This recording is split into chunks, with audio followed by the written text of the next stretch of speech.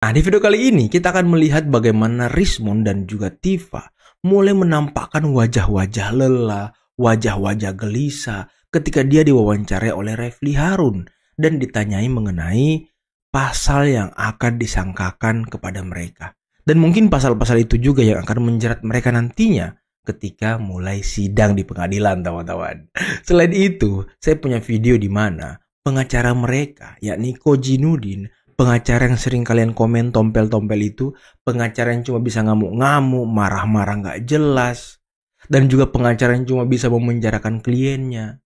Sepertinya dia sedang mencari jalan untuk berdamai dengan Pak Jokowi dan juga UGM. Karena dia sudah melihat nih arah dari kasus ini. Arahnya ya klien-kliennya itu bakal dibui, teman-teman. Makanya dia mencari jalan lain gitu. Ya kali aja berhasil, tapi kita harap tidak damai, teman-teman ya. Ya nggak sih?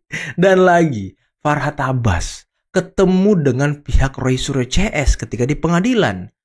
Selain itu ya ada pihak dari Egy Sujana juga. Karena kan Prof Paiman sedang menggugat mereka perdata di Pengadilan Negeri Jakarta. Dan ini seru banget perdebatannya. Ada adu mulut, ada adu urat leher, ada adu urat jidat gitu ya kan. Pokoknya perdebatannya sangat sengit. Tapi sebelum kita mulai videonya, jangan lupa like, subscribe, dan share. Dan tanpa perlu berlama-lama lagi, mari kita mulai videonya. Proses dakwaannya itu tidak terkait dengan keahlian Anda, cuman ujaran kebencian dan... Jadi BAP yang kita tanda tangan itu belum tentu dihadirkan di persidangan? Iya, kalau nggak relevan nanti. Plakak-plokok berdua, plakak-plokok teman-teman. Iya, nggak relevan dengan pasal yang dikenakan nanti. Misalkan sampai sekarang kan belum ada tersangkanya. Gelisah dia. Itu kita tanda tangan. Iya. Dan di situ Oke. BAP kita gitu. Iya, tetapi kan lesnya Nanti itu dibuang di BAP lagi gitu ya. ya BAP yang relevan aja nanti dengan dakwaan. Kalau dakwaannya nggak relevan gimana? Jadi sia-sia dong. Iyalah, bisa sia-sia. Sia-sia. Setelah saya diperiksa, mereka kan kongres. Apa isinya? Coba nanti tidak dihitung. Cuma 2 pasal. Pasal 160 sama 28. 160 itu penghasutan. PMJ. Dari PMJ. Iya. Mulai panik, mulai stres. Coba lihat mukanya Rismond, teman-teman. Kasihan banget orang-orang ini ya. Jadi tinggal 2 pasal. Tinggal 2 pasal itu nggak ada. Tapi itu yakin deh, saya belum baca, sebelum lihat dia. Oke, nanti dilihat. Nanti kita klarifikasi. Nah, pertanyaannya sekarang adalah bagi kita semua, termasuk kepada UGM, termasuk kepada saudara Jokowi, ingin tidak sih segera melerai perseteruan anak bangsa ini agar persoalannya segera tuntas? Kalau memang maunya panjang sampai pengadilan, nggak ada masalah. Nanti ada banding, ada kasasi, ada PK, oke, nggak ada masalah. Lama sekali ingin ini segera tuntas gitu loh.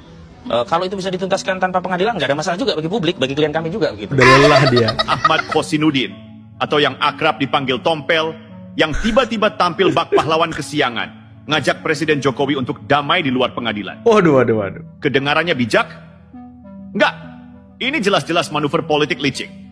Bayangin aja, orang yang dari awal menuding Jokowi tanpa bukti, sekarang minta masalahnya diselesaikan di luar pengadilan. Kok lucu ya? Tuduhan udah disebar, opini publik udah digiring, tapi giliran diminta pertanggungjawaban di depan hukum, malah ngajak damai. Ini jelas bukan soal kebenaran hukum, ini soal kepanikan dan ketakutan menghadapi proses. Waduh. Satu persatu mulai terlihat paniknya, teman-teman. Satu persatu sudah mulai mencari jalan keluar. Ini kenapa lagi nih si Sentana ini? Apalagi si Michael nih? Tadi saya katakan kepada penyidik, saya bingung. Saya tidak tahu apa yang terjadi di tanggal 22. Pertama Udah itu. bingung semua, Yang ya kedua, kan? saya bingung kenapa laporan dari Bapak Joko Widodo tanggal 30 April bisa digabungkan dengan laporan-laporan yang tidak ada hubungannya. Nah, tadi saya ditanya, apakah Anda kenal dengan pelapor-pelapor ini? Saya kenal dengan Joko Widodo. Kenapa saya bisa kenal? Saya waktu itu selesai perayaan kemenangan beliau sebagai gubernur DKI Jakarta, saya berikan 1 buah koran Sentana kepada beliau langsung ke tangannya. Saya kenal, makanya saya kenal, saya ketemu langsung. Seperti saya ketemu abang ini, saya ketemu dengan Bapak Joko Widodo. Tapi 3 yang lain itu yang namanya tidak saya bisa hafal sampai sekarang karena susah sekali. Entah manusia dari mana itu 3 orang itu. Si Andi lah salah satu, kan saya nggak tahu mereka itu siapa, munculnya dari mana dan apa hubungannya dengan saya.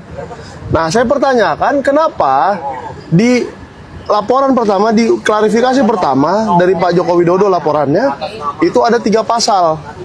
Lalu ada 5 terlapor. Tiba-tiba dengan munculnya 3 orang ini, pasalnya jadi ada 8. Waduh, 8 pasal. Dan terlapornya jadi ada 12. Ini kan saya rasa digabung atau gimana ya? makanya saya nggak ngerti kenapa digabung.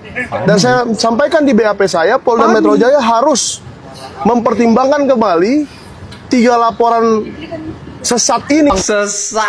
Sesat itu nggak sesat, Mikel. Kau jalanin aja tuh 8 pasal loh.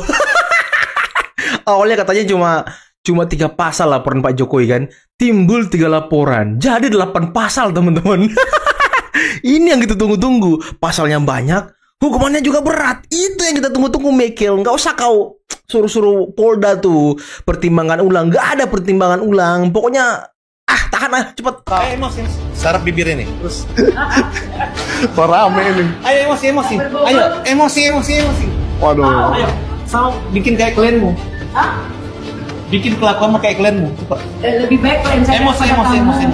Kamu tidak jelas. Emosi. Ini orang yang suka di pengadilan ribut nih. Ini Ini harus ada di pengadilan. Orang ribut di pengadilan. Yang mana? Kamu tidak jelas. Teriak-teriak Tidak berbobot tau. Jadi bagian momen. Kamu bangga bisa ribut di pengadilan. Silakan. Itu urusan saya. Ya, urusan. Pribadi kau main perempuan segala macam. Ya, Urus. silakan ngomong. Penyakit kau aku nggak urus. Silakan. Waduh. Rekam. Keren banget para tabas ya. Jangan juga Tahu dia aku. dia nggak ada jurus lain, silakan. Ini contoh. Ya. Saya nggak mau mulai ya. Jangan berhenti ngomong. Kau yang mulai. Pantas. Rekam dia. Rekam dia, iya. Silakan ngomong. Kita tunjuk dia. Kau tunjuk-tunjuk. Apa ini? Ngomong. Ini gerombolan pembenci dan pemburu jasa Jokowi nggak berkutik loh di hadapan para tabas. Disuruh ngomong, ayo ngomong katanya. Ayo ngomong, direkam, ayo ngomong.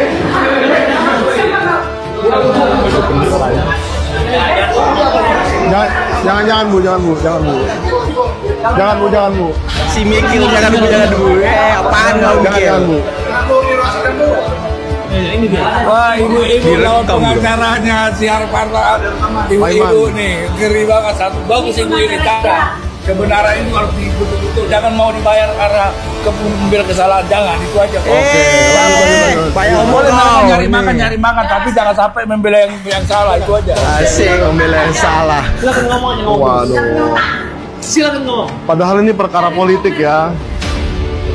Ini Ini. Buat gugatan ya. Kamu Kepada katakan. Egy Sujana yang tidak ikut campur.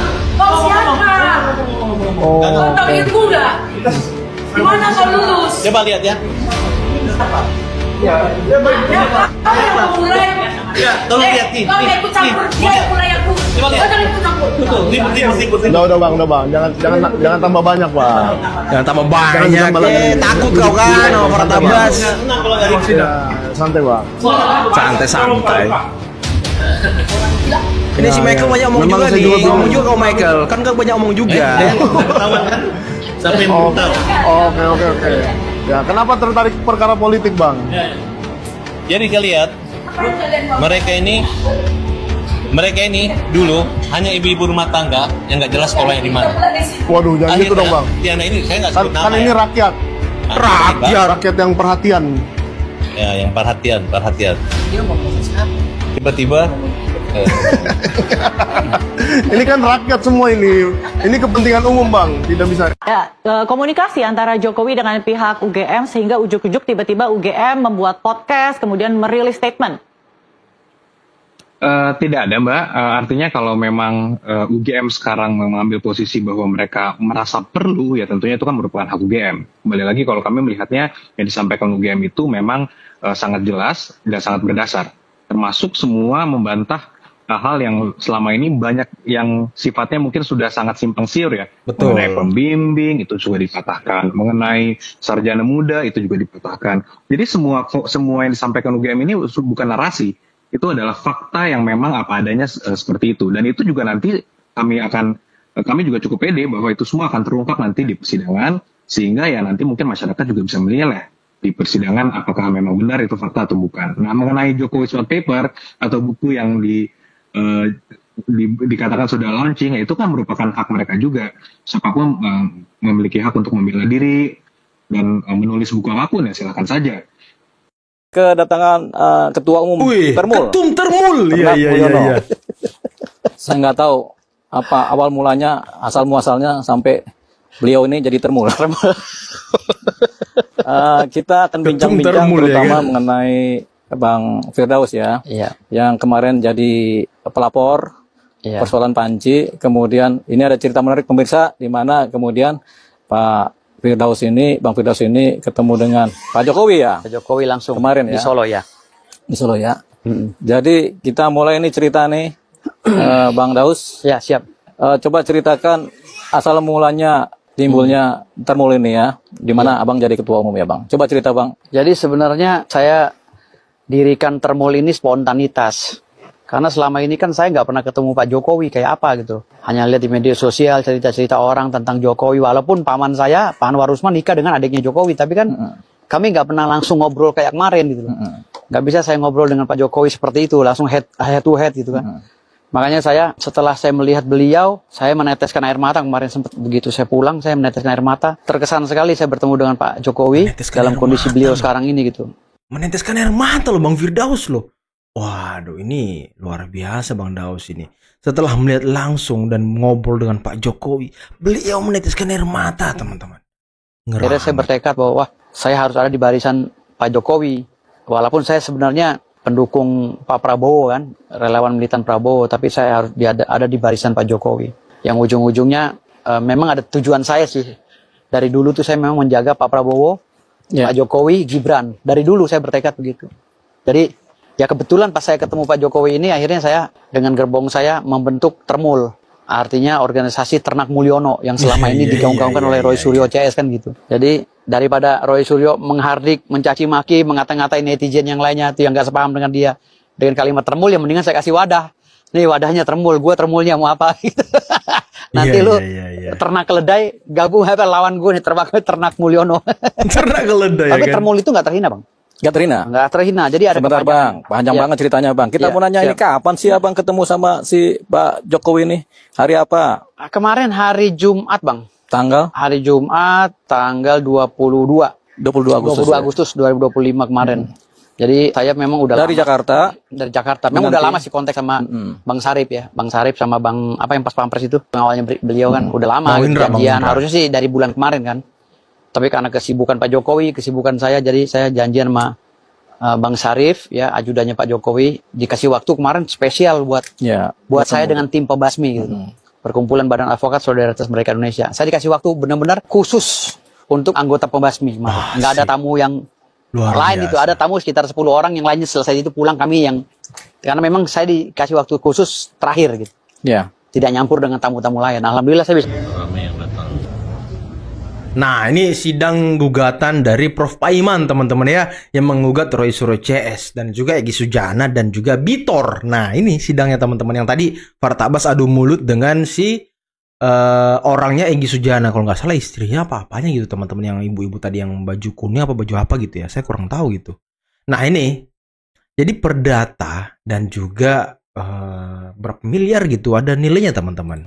Ya saya kira kita mengapresiasi ya, karena memang sudah yang ketiga baru kali ini datang ya Pak Profesor Egy Sujana, ada kuasa hukumnya, kemudian juga Bitor ada kuasa hukumnya, tadi ada Bu Tipa kayaknya juga ada, kemudian juga dari para turut tergugat juga tadi dari kepolisian juga ada, dari UGM juga ada, tapi yang dari Pak Jokowi yang turut tergugat sepertinya tidak ada. Kami sangat mengapresiasi karena dengan hadirnya mereka maka proses hukum akan segera berjalan dan dilanjutkan. Terima kasih. Itu menyerang. Nyerang. Ini pengacaranya Rasman. Hajar. Oke teman-teman, itulah tadi beberapa video yang bisa kita simak pada kesempatan kali ini dan menarik ya. Seperti apa pengacara dari TPUA, pengacara dari Roy Suryo CS, orang yang selama ini mendampingi mereka yakni Kozinudin, ternyata berharap untuk kasus ini yang ada di Polda Metro bisa diselesaikan dengan baik-baik, diselesaikan ya tanpa melalui pengadilan. Anda nggak mau klien Anda dibui lagi gitu? Anda nggak mau Kozinudin? Kan selama ini klien-klien Anda tuh masuk bui semua yang Anda kawal gitu ya kan? Kenapa ini? Anda mau memperbaiki citra Anda Kozinudin? Kemarin sudah teriak, saudara Joko Widodo, saya somasi, gitu-gitu kan, minta maaf, gitu-gitu kan, suara Anda kemarin galak banget gitu, garang banget, sampai-sampai Rasman ngata-ngatain Anda, Kozinudin.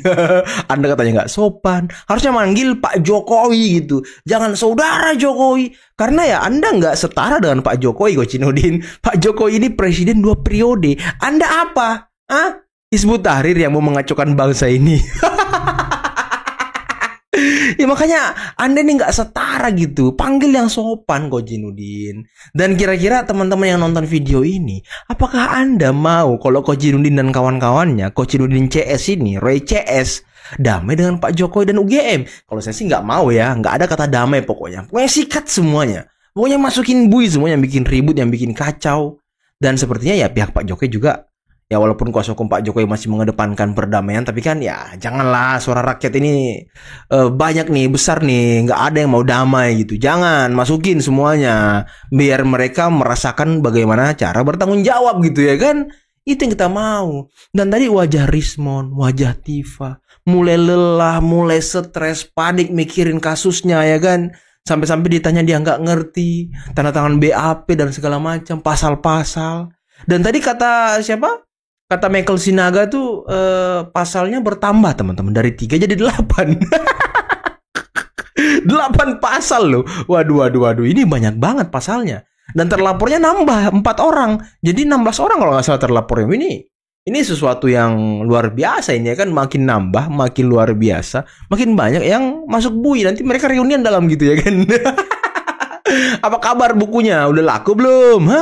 Bukunya udah laku belum? Nanti bukunya nggak ada yang beli ya kan? Gimana nih? Nanti nggak ada uang operasional lagi nih buat menyerang Pak Jokowi. Ayo dong.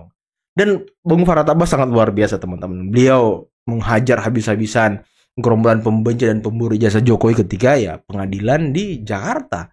Dan ini sesuatu yang jarang kita lihat ya. Gerombolan pembenci keok gitu. Tidak bisa ngomong apa-apa, malah ditantang sama para tabas. Ayo ngomong katanya, ayo ngomong. Pas diwawancarai sama Michael Sinaga juga ya nggak banyak omong kayak biasanya. Biasanya kan dia yang paling kecot juga nih si Michael Sinaga. Tapi tadi ya apa karena Rismon nggak ada, Roy Suryo nggak ada, Tifa nggak ada, makanya dia nggak berani ya. Dia berani cuma pas ketemu gerombolan-gerombolannya aja. Tadi wawancara Fatah Abbas, sudah bang, jangan gitu bang. Rupanya penakut semua ya kan. Rupanya nggak ada yang pemberani. Mentalnya kerupuk semua rupanya. Aduh, dibilang tadi Farhad Abbas, ya ibu-ibu ini ibu rumah tangga, nggak ada kerjaan gitu ya kan. Kemudian direkrut untuk dikaryakan sebagai tim hore. Aduh teman-teman, capek juga ngeliatin orang-orang ini ya. Capek ngikutin mereka, capek ngurusin mereka. Tapi ya mau gimana lagi, kita harus menghalau, kita harus memberitakan apa yang terjadi di lapangan gitu. Kalau itu lucu kita tertawa-tawai, kalau itu nggak lucu ya kita tanggapi dengan serius. Tapi ini tadi videonya lucu semua teman-teman. Jadi kita harus tanggapi dengan lelucon aja. Jangan terlalu tegang ya kan, jangan terlalu serius. Nanti ya urat leher itu makin ini ya kan, makin tegang. Jangan kayak Kozinudin sama Richard Padilla kalau ngomong itu kan urat lehernya mau putus gitu. Udah teman-teman, mungkin cukup sekian video kali ini. Jangan lupa like, subscribe, dan share videonya. Akhir kata, billahi taufiq wal hidayah. Assalamualaikum warahmatullahi wabarakatuh. Bye-bye.